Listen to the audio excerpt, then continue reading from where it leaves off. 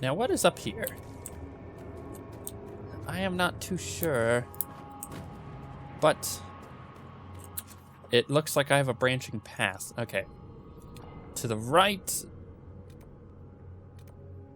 it kind of goes to the quest. Interesting. So I just came from that way, right? That was the downstairs bit? Then why isn't that discovered on my map? I'm going up here because, yeah. See, it doesn't feel like there was actually anything up here other than lore and loot, which I'm completely okay with. What is this? The scaled ones. I can't remember who came up with the name, but it stuck. Drog? Let's go Drog. Had been lighting a torch when one attacked, and we finally caught a glimpse of something other than shadows. In the flame's light, we saw a man's body like those Imperium humans, but covered in scales. It wore armor, and even had a dagger hanging from its hip. Its jaw wrapped around Drogue's face and twisted. The crunch of his neck, breaking, seemed to echo down the deep roads. The torch fell from his hands, and when he lashed out, I swung my axe with all my might, but it bounced off the scaled one's armor, the impact ricocheting up my arms. It let out a roar, then more attacked. From the light of the fallen torch, I guess there was a score of them, all wearing armor and carrying weapons as sharp as their teeth and talons. The one that killed Drogue barked orders I didn't understand. It kept swinging. I kept swinging. Othon, the best of us, made the first kill by splitting a scaled one's head open. There was a strange silence, as if after an upset in the proving grounds, it had hit me that these beasts were not used to seeing one of their own die. Drogue's killer growled and stamped out the torch. The scaled ones retreated into the darkness. Interesting. Ooh, I will take that dwarven mug. Thank you very much. How did a dwarven mug get down here? I guess maybe from this little expedition we keep reading about. Could be. That appears to be a fairly large edge, so let's go back. Don't really need to pick up this, like, delirium stuff and anything like that. I pretty much have infinite access to, like, all of the crafting materials at this point, so I, especially with all the money that I have, so I really don't need to be kind of looking around for that kind of stuff, unless it's tier 4, in which case I'll pick it up. But I know fairly well... Oh, did I not actually loot that? Interesting. I know fairly well how, oh gosh, you guys are gonna block me, aren't you? No. Okay. I know fairly well what is tier 4 and what isn't. That armor that I just picked up may in fact be tier 4. Oh, come on, guys, you're just like blocking me here. That's a big cavern. Okay, well, let us go this way. Is the fall damage worth it? Should I hop off the cliff? No, I probably should just back up the way we just came. Back to the discussion of level design, though. I think, to some degree, if I ever got back into game design and I really wanted to do that, like along with the YouTube, like anything that I ever did with that, it would coincide with the YouTube channel. And in fact, to some degree, as I've said before, it would actually make the YouTube channel better because I would understand the process of game design a little bit better, and I'd be able to comment from that aspect. So it'd be kind of fun to do informed commentary, you could say. Is this just a dead end over here? I never actually looked. But with that in mind, is that spindleweed? Is there any? Nope. Okay. With that in mind, I would also really enjoy, instead of doing just game design, like on the level front, like designing levels, which is something that I really like doing, I would enjoy storytelling. Even though level design is its own form of storytelling, you can easily tell a story with, you know, a pristine tavern as opposed to a destroyed one. you know, without even ever telling a word of story. You're just telling a story of what could have happened in an area. It's kind of interesting, the environmental storytelling. But I would actually like to get on the storytelling front in some manner too, because I don't know, it's something that over the course of beneath the deep roads. Do you think anyone besides the Shah Bratol has traveled down here? We are very likely the first to travel this far. That's so cool. Yeah, I over the course of whatever I've done in the YouTube stuff, I've really enjoyed the storytelling that I've come up with, and just really the evolution of how we play RPGs on the channel. Like, just kind of, come on, let me get by. Just kind of coming up with stories that influence, you know, choices and everything. I really like doing that kind of stuff. So to some degree, I would really enjoy doing storytelling with in-game design. I would like that. Let's look at. If I ever got the opportunity to get into game design, I totally would, without like a heartbeat. Just as a point of reference. Unlock. Bastion of the Pure Bridge operation. Interesting. Indeed. Oh, there's like a whole ocean down there. Oh, this is so cool. See, storytelling with the environment right there. That's exactly what that is. Like, you would think, oh, well, how are these dwarves, you know, surviving without water? Living underground is actually fairly dangerous. There's a lot of environmental concerns with lack of oxygen and whatnot. But if there's water and there's underground pools, there could very easily be oxygen. So it's interesting how that all happens. Oh, man, because if there's pools of water, there's vegetation. If there's vegetation, there could be oxygen. And it doesn't even have to be like trees or anything. It could be like these lyrium veins, which... That was the most powerful tremor yet. It's so cool. You hear the same rhythm? It's getting faster, harsh, like something breathing. Oh, gosh, we're getting close. It knows that we're coming. What just happened to him? He got rogued. It's fine, Dorian. I'm on my way. I'm on my way, Dorian. We got you. Look, Cassandra's got you. We got you. The Stone Stalker gonna get totally wrecked here. There we go. Can I? No, I can't dagger throw that. That's fine. I'm gonna heal him again. I have a feeling we're gonna come upon a resupply here shortly. It's that like constant gosh,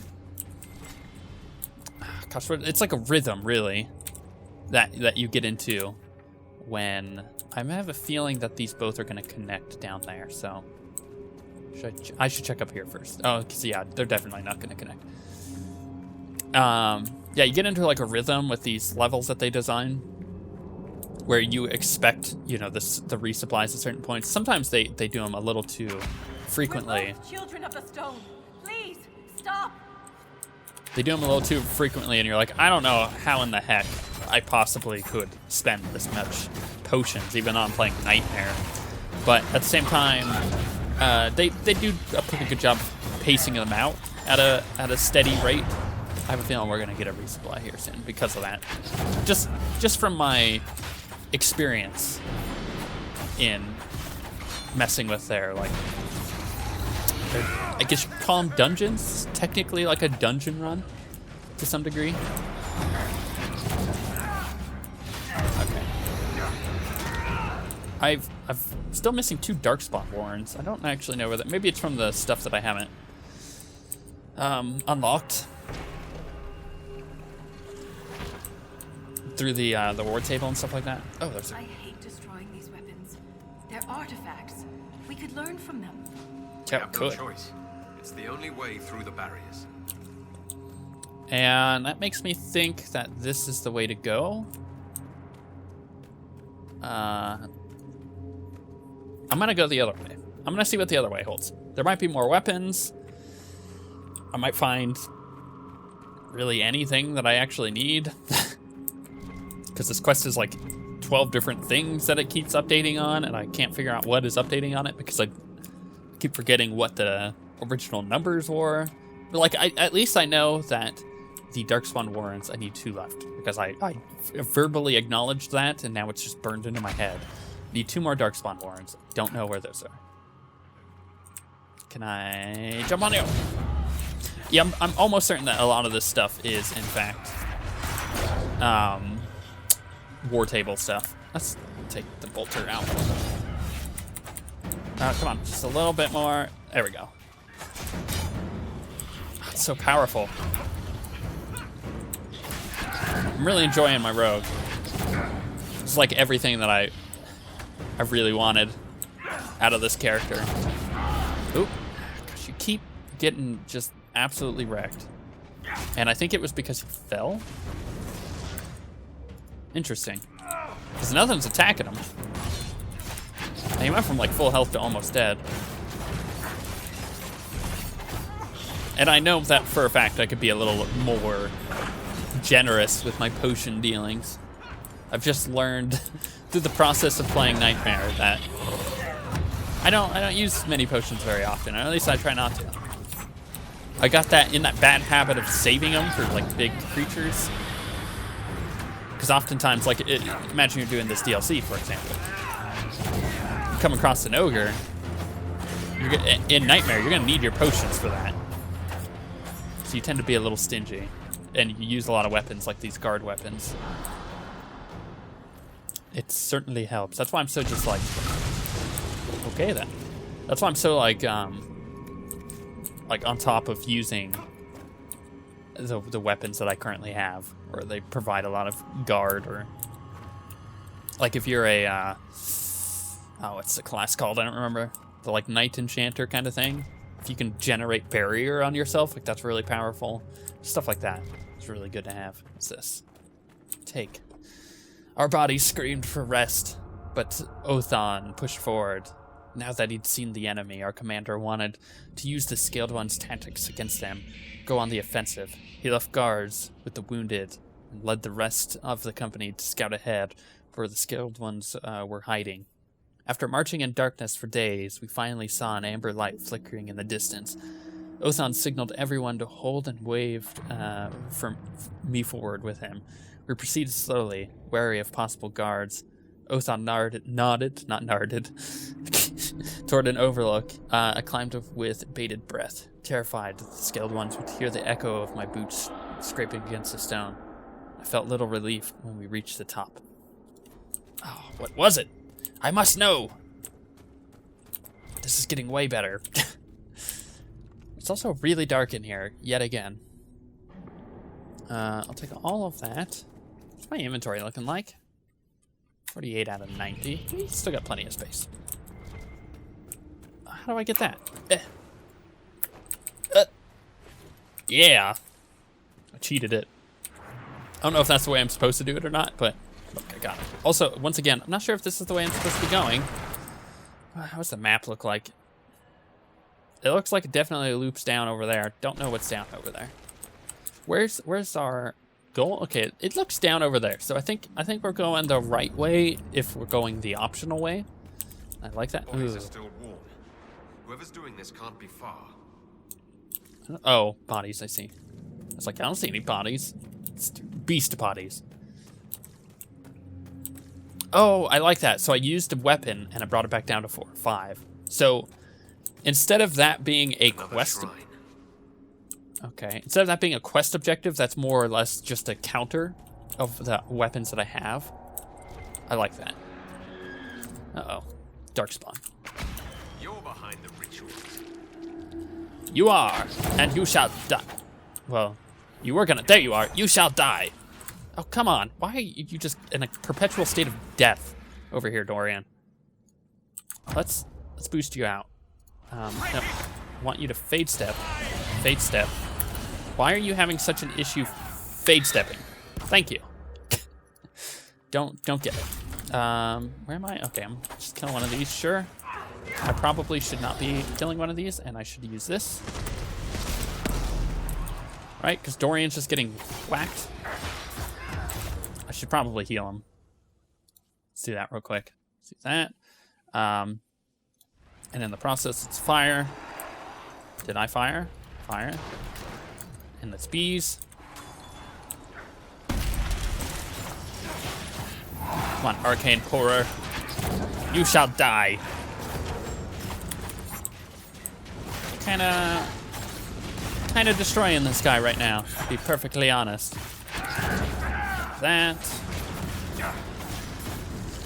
And then I just noticed the dwarf is just standing there, and I'm not talking about Varric. I mean, him too, but he's actually doing things. Okay, so that's dead. Wow, I wrecked him. I like being able to do that. I like being the guy that just like single targets things down. We've been ooh. Cowl of the Pure. Interesting. Vestments of the Pure. Light armor schematic. Oh, yes. Great, I love that. I'm gonna make the heck out of new light armor. Vestments of the Pure. 10% chance to cast a Fate Cloak on hit. Oh, this is so good. Okay, so we're gonna take that. Let's go to let's go to armor. Cowl of the Pure is definitely better than what he's got. Vestments of the Pure. Oh, that's cool looking. It's actually very, what's the word I'm looking for? Man, that is actually really good. I like finding good gear. It's very, Tevinter. It actually fits him. Just the style of clothing there. It fits him quite well. There's some enemies down here, apparently. Is this death from above? I believe that it is. Yeah, I'll collect that. Aha, it appears we went the right way. Anyways, yeah, as of late, we've been considering doing, because Tabletop Sim is amazing. Tabletop Simulator is literally amazing. It is providing us people who have quite a distance between all of us who live, you know, at different parts of the country, an ability to play tabletop games together. Well, we've been looking into Star Wars Edge of the Empire, which is a tabletop RPG, and there is support for it in Tabletop Sim. And one of the characters that I've looked at creating is really freaking awesome. You could do a bounty hunter, but you could do like an assassin bounty hunter. Let's break this open. Let's backtrack from here. So basically, you have like stealth abilities. We're getting quite good at this. We are. You have stealth abilities, but you also have the ability to like snipe. So you could use like a sniper and stuff. And like you could do a smuggler and do the rogue thing. And okay, so that's clearly the way that we were. That was the thing up there. I'm gonna go explore up there. It feels like I'm backtracking a bit, but I'm going to go see if I missed anything. This is unfortunately the downside of not playing through beforehand, is I don't know if I've missed anything back over there before I opened that up. It looked like it was a dead end, but you never know. Anyway, so yeah, you could do like a smuggler rogue. Let me level these guys up. And you could kind of play like a typical rogue as a smuggler. However, if you wanted to do something like a bit more heavily armored, kind of do like that rogue tank I always talk about in Dragon Age, you could totally do that with the bounty hunter, and it's pretty cool. It's getting me like wanting to play. Let's get that. There was other passives there that I could go get as well, but I'm just picking them up as we go. Our characters are really powerful, actually. Like, what level am I?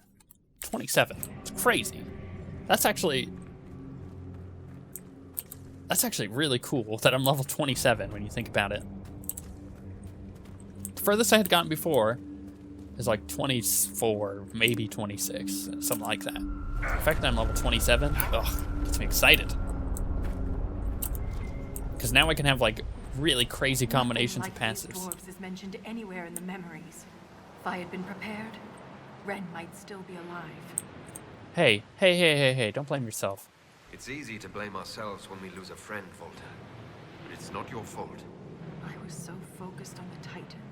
I didn't consider what else could be down here. You mean like, oh hey, there's that resupply I was talking about. You mean like the fact that there was crazy beasts that we came across that are kind of dwarven, but a little strange at the same time? Is this the right way to go? Is that where I broke open the thing? Or is that further down? It must have been further up. So there's like 2 ways to get down here without breaking that open.